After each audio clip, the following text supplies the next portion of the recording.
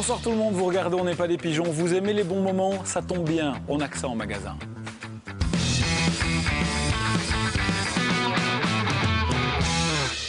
Peut-on tomber amoureux d'un parfait inconnu grâce à 36 questions mises au point par un psychologue américain? Ça fait plutôt sourire, mais c'est au centre de nombreux débats sur Internet. Oui, vous avez peut-être vu passer ça sur Internet, tomber amoureux en 36 questions, ça paraît un petit peu dingue comme ça, mais ça vient d'une expérience psychologique très sérieuse, faite il y a une vingtaine d'années par un psychologue américain. 36 questions.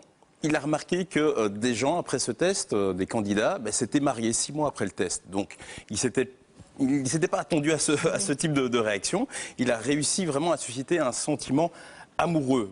Moi, je me suis dit, c'est peut-être un peu trop gros. On n'est pas des pigeons, donc on a réussi à se procurer la liste et on a réuni 6 candidats, 3 hommes, 3 femmes. Vous les avez sélectionnés comment? Alors, on n'a pas utilisé les photos, donc on n'est pas une agence matrimoniale. On a fait un petit peu comme ce psychologue, c'est-à-dire qu'on a publié une petite annonce sur Facebook. J'ai reçu une centaine de demandes et pour sélectionner les candidats, j'ai envoyé un questionnaire de présélection pour sélectionner les candidats qui ont confiance en eux, confiance en leur capacité d'attraction. J'ai travaillé d'ailleurs avec l'université de Mons, la faculté de psychologie, ils m'ont un petit peu aidé là-dessus, je les remercie d'ailleurs. Nous, on a pris simplement les meilleurs scores et puis on a matché, on a mis les candidats entre eux selon les âges. Voilà. Valérie Tout simplement, c'est mathématique. En quelques mots, juste, vous y croyez ou vous n'y croyez pas? Je suis mitigée. D'accord, on va regarder. Le mieux, c'est de regarder cette expérience menée pour la première fois à la télévision, dirigée par Sami Hosni. Résultat étonnant, regardez. Ils ne se sont jamais vus. Pourtant, dans 1 heure, ils pourraient bien tomber amoureux l'un de l'autre. Le secret du filtre d'amour, le voici. 36 questions, mises au point par un psychologue. 3 hommes, 3 femmes vont pour la première fois en télévision tenter cette expérience. Marion rencontrera Rémi. Pour Laura, ce sera Maxime. Et finalement, Gaëtan passera 1 heure avec Thibaut. Vous y croyez? Vous pensez vraiment que vous allez tomber amoureux aujourd'hui? Bonne question. Franchement, je suis un peu sceptique. Je suis très sceptique. Je suis un peu sceptique. J'ai envie de trouver un moyen pour rencontrer l'âme sœur et donc je me suis dit pourquoi pas. Je pense que les 36 questions peuvent aider, mais c'est le temps qui va aider, je pense. Si je tombe amoureux, tant mieux, mes parents seront contents. Le tête-à-tête débute par des questions à première vue anodines. Ils se les posent à tour de rôle. Alors, décrivez une journée parfaite. Si tu avais le choix, n'importe qui dans le monde, avec qui dînerais-tu? Avant de téléphoner, est-ce que vous pensez parfois à ce que vous allez dire? Ensuite, les questions deviennent de plus en plus personnelles. Comment ressentez-vous votre relation avec votre mère? J'ai plus aucune relation avec ma mère depuis près de 10 ans. J'ai rencontré mon épouse. On s'est mariés, on a eu 2 enfants. Oui. Et puis mon métier a fait qu'on s'est séparés. J'ai perdu un cousin de la leucémie. Et c'était mon cousin super complice, super proche. Et ça m'a fait beaucoup de peine de perdre ce cousin-là. Alors la proximité, oui, c'est clair qu'elle s'installe au fur et à mesure. Et puis on sent aussi au fur et à mesure qu'on sent beaucoup plus à l'aise avec la personne au fur et à mesure des questions. Chose étrange, plus le test avance, plus Laura et Maxime semblent littéralement sur la même longueur d'onde. Le goût pour la plage et le soleil, il n'est pas le mien. Excellent, excellent. Je prends. Tu me prends les mots de la bouche. Ok. Oui, mais en fait, c'est ce que j'allais te dire. Idem. Je confirme qu'on a ça en commun. On a beaucoup de points communs. C'est vrai? Parle-moi de ça. C'était juste agréable d'en savoir un petit peu plus sur la vie de l'un et de l'autre et de se rendre compte qu'en fait, on a beaucoup de points communs. Moment important de l'entretien, chacun doit dire ce qui l'attire chez son partenaire. Ce que j'aime chez toi, c'est déjà tes yeux qui rient en permanence, qui pétillent. T'as l'air d'avoir ce petit grain de folie que j'aime bien. Tu m'apaises assez bien en fait. Donc, Tu es très jolie. Tu n'as pas l'air de subir ta vie, tu as l'air de la prendre en main, tu vois. tu as un très beau regard. Merci. C'est très gentil. Fin du test, voici le moment le plus fort. Il faut regarder 4 minutes dans les yeux son partenaire, sans broncher.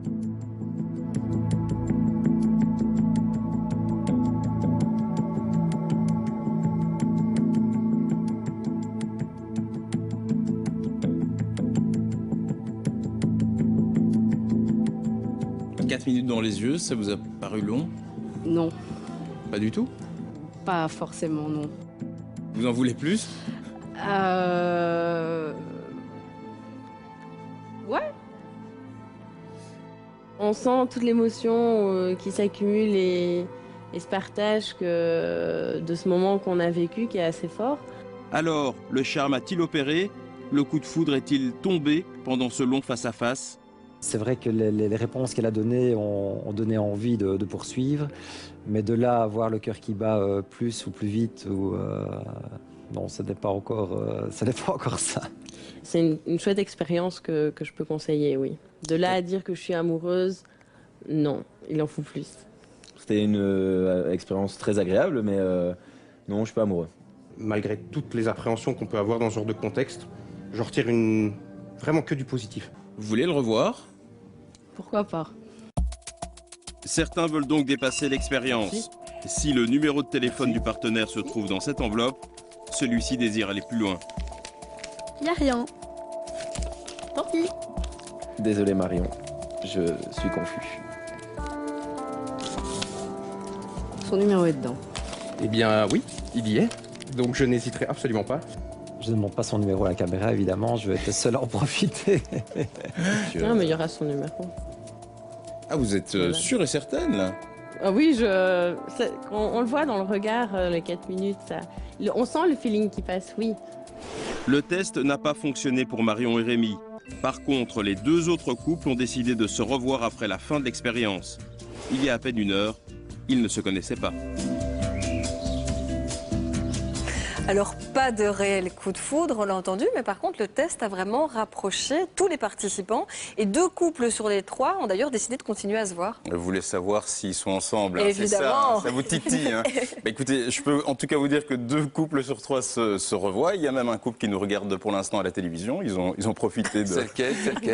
C'est le deuxième couple, Laura. Et... Non, S'ils ont très un mignon. enfant, ils l'appellent Et donc, Pigeon, s'ils ont hein. un enfant, je vous le dis tout de suite, c'est Pigeon. Colombe. Voilà, moi, bon, évidemment, le coup de foudre, il n'y croit pas tellement. Oui. Le rapprochement, oui, peut-être même une belle amitié. Maintenant, le reste, c'est à eux de décider.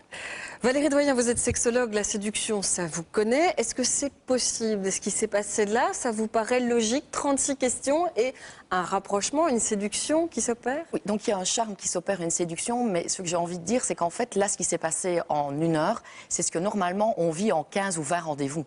Parce qu'avec toutes les questions, donc moi j'ai fait le test de mon côté, hein, les questions, j'ai pu les lire aussi. Et vous êtes tombée amoureuse de vous-même? Non, de la femme. Non, de la personne en face de moi. Mais donc effectivement, on connaît beaucoup de choses sur la personne, donc on connaît des choses sur son intimité que logiquement on ne connaît pas avant. Ben là, on l'a vu, elle a parlé d'un cousin. Il y a beaucoup d'émotions qui passent. Il y a beaucoup d'émotions et donc c'est ça en fait qui est très... On tombe sous le charme de l'émotion parce que la personne en face parle vraiment d'elle-même et n'est pas justement comme on l'a peut-être vu dans le reportage, justement une extérieure quoi. Donc là, elle se livre vraiment. C'est ça qui est très chouette. Vous disiez qu'il y a des petits trucs physiques qui se remarquent et qui sont révélateurs de la séduction qui opère. Tout à fait. Donc là, dans le deuxième couple, on voit que en fait, les 4 minutes, c'est très révélateur. Hein. Donc regarder quelqu'un 4 minutes dans le regard, il y a énormément d'émotions qui passent dans le regard. Et donc c'est vrai que ça, c'est vraiment... En fait, il faut savoir que dans le fait de tomber amoureux, il y a de l'alchimie. C'est ce qui prend le plus de place. Et donc l'alchimie, ça ne se commande pas. Mais et vous donc, avez remarqué un petit mouvement de lèvres? Oui, il y a eu un petit... En fait, ce qu'il y a, c'est que quand à un moment, on regarde quelqu'un dans les yeux et qu'il y a quelque chose... Et là, on appelle ça du désir, hein. Clairement, du désir sexuel. Et donc, à ce moment-là, on est un petit peu... attention à ce que vous faites. Et alors, effectivement, il y a des signaux comme ça qu'on ne contrôle pas. Donc, par exemple, on est un peu mal à l'aise, on peut un peu jouer avec ses cheveux. Et alors, ce qui est souvent, c'est les lèvres. Effectivement, on peut avoir un peu les lèvres on fait un peu comme ça, où on est un peu mal à l'aise. Et voilà, et donc c'est vrai que ça, c'est des petits signaux. On le rappelle, on a exclu du test tous les timides, finalement. Ouais. Donc, est-ce que le physique, finalement, n'est pas primordial, quelque part? Tout à fait. Le physique est primordial. Voilà, je pense qu'on est là pour dire les choses et dire non, le physique n'est pas primordial, si, évidemment. Donc je pense qu'effectivement, le duo du milieu, le couple, il y a quelque chose qui passe. Moi, quand je les vois, je me dis oui, ok, il y a quelque chose qui passe aussi au niveau du physique. Et parce qu'effectivement, les codes d'attraction passent par celui-là. Si on rentre quelque part et qu'il y a 100 hommes, encore bien, toutes les femmes ne vont pas se diriger vers les mêmes hommes. Donc il y a des codes d'attraction qui sont le physique, le charme, la tenue vestimentaire dans notre société. Le nombre de mes patients qui me disent, elle est chouette, d'ailleurs il y a un test qui est fait, on a fait rencontrer des personnes ses personne sur une chaussures, ça plage. va pas du Voilà. Puis il se revoit le soir, et c'est pas possible, quoi.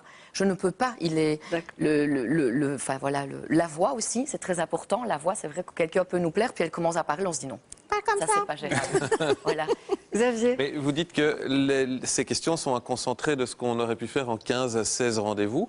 Est-ce que ça veut dire que pour séduire quelqu'un, il faut simplement réussir 15 ou 16 rendez-vous. Non.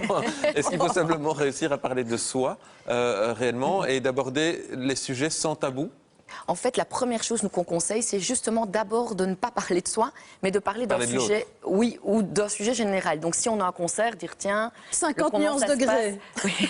Mais les 36 questions, c'est ça, on commence tout à fait, on doucement, avec commence des par questions du un petit peu bateau, et puis on arrive de plus en plus dans l'intimité des gens. Mais comme dans la vraie vie, mais espacé sur plusieurs jours ou plusieurs semaines, pas sur une heure. Mais c'est l'intimité qui finit par séduire. Non? Tout à fait. C'est l'intimité qui compte. En conclusion, on dit quoi? On ne tombe pas amoureux. Moi, je pense que c'est... on l'a démontré, on ne tombe pas amoureux comme ça en 36 questions. Il faut du mais temps, quand quelle même. intimité, quand même, entre... On a été vraiment très surpris avec toute l'équipe. Et parfois, il y avait un aura entre... Il y a quelque chose qui se passe. Il y a quelque chose qui se passe vraiment. Et on peut aussi dire qu'il y a 20 ans, ce psychologue américain avait fait le test avec 2 groupes ethniques.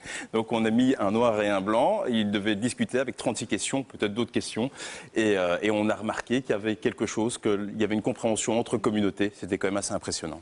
Eh bien, pourquoi pas? Donc, ça fait partie peut-être des choses qui peuvent rapprocher quelqu'un. Ça fait pas tout, ça fait pas une relation qui dure. C'est ce qu'on peut dire, Non, ça Valérie peut Doyen. booster. Mais ça peut booster. Oui, tout à fait. Mais vous étiez mitigé en début de séquence, vous êtes convaincu maintenant? Non, pas convaincu, mitigé dans le sens où ça peut effectivement amener à mieux se connaître rapidement, mais comme on disait, c'est pas pour ça qu'ils vont tomber amoureux. Et il faut savoir que les personnes qui participent à ce genre d'études, ils sont disponibles aussi. Donc ils ont besoin d'amour. Donc est-ce qu'ils ont besoin d'amour? Ils sont open, comme exactement. Bah oui, et puis ils sont en recherche. Ils font l'expérience aussi. Il y a un biais. Quelqu'un en premier rendez-vous me dira et la relation avec ta mère, ça se passe comment? Mais de quoi je me mêle, quoi? Donc ils font une expérience, et donc ils sont plus Ils sont ouverts. disponibles, vraiment prêts. Donc c'est pas à jeter, on va dire, comme test. Ça a prouvé ses effets, mais ça ne fait pas une relation amoureuse.